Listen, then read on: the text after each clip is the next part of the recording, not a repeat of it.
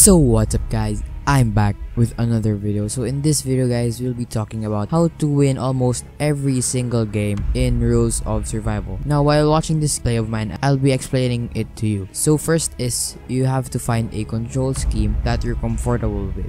Before we even get started with any kind of high level strategy, start with the basics and really go through the various options in the game as for controls. Typically when you play clones of popular games like this, little thought goes into the controls beyond maybe allowing you to adjust camera's sensitivity. In Rules of Survival, the menus are loaded with sliders for everything, as well as entire different control schemes. If you find the default one to be a little awkward, give the others a try.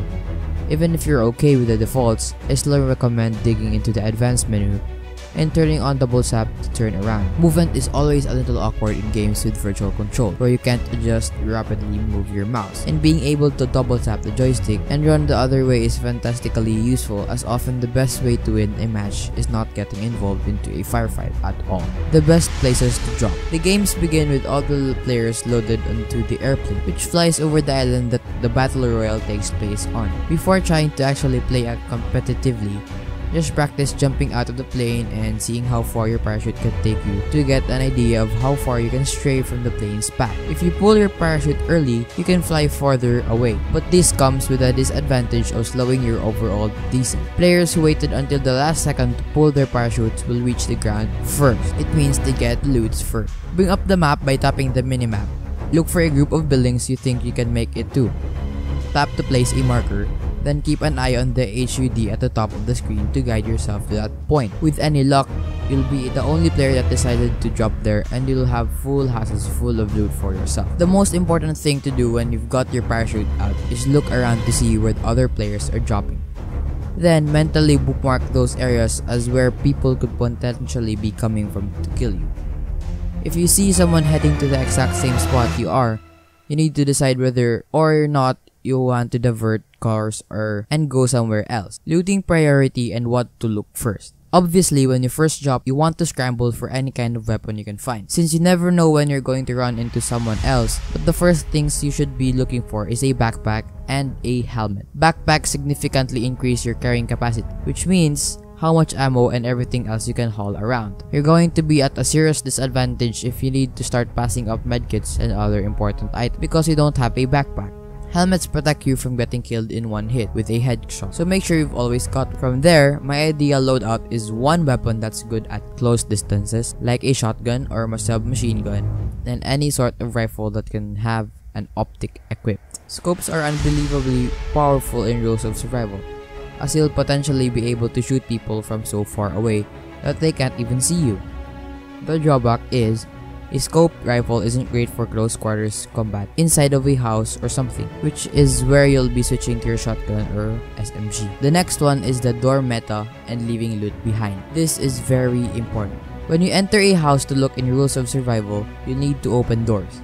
Initially, you won't think too much of this, but you quickly realize that you're leaving a very obvious path behind of where you have been and what you looted. The same thing can be said for items you do pick up. Doing well in Battle Royale games is all about mastering the psychology of your opponent, as if they come across a house that has all of its doors closed and some assault rifle ammo sitting in the middle of the room, it seems super reasonable to assume no one is in there, but you could be sitting in the bathroom waiting to blow them away. People seem to really let their guard down when they think a house is unlooted. Exploit this to its fullest. Of course, patience is key. For whatever reason, it seems like all new players to any Battle Royale games treat the game mode like it's any other fast-paced deathmatch game, when it is anything but that.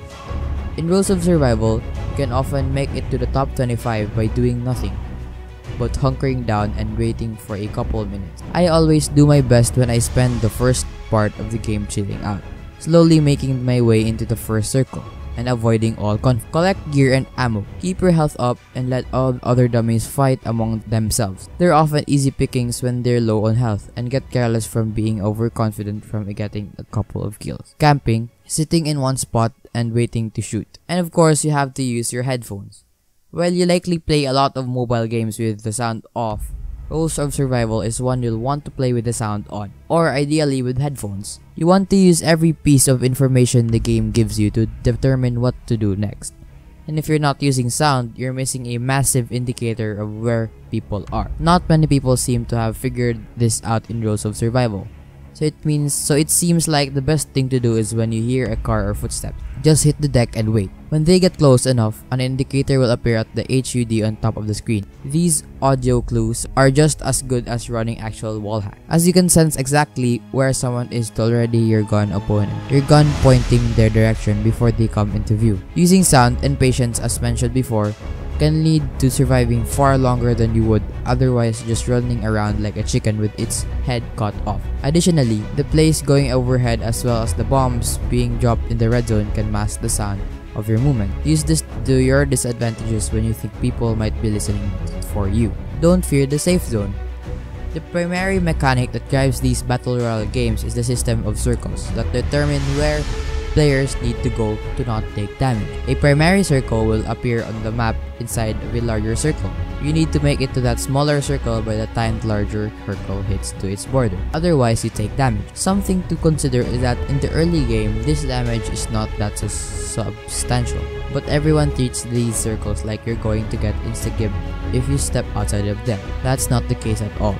You take damage, sure, but it's something you can easily heal through with items. By disregarding the first circle, you'll be in an area of the map where it's practically guaranteed you won't run into other players and can just badly loot everything. Circle positioning and catching people running in.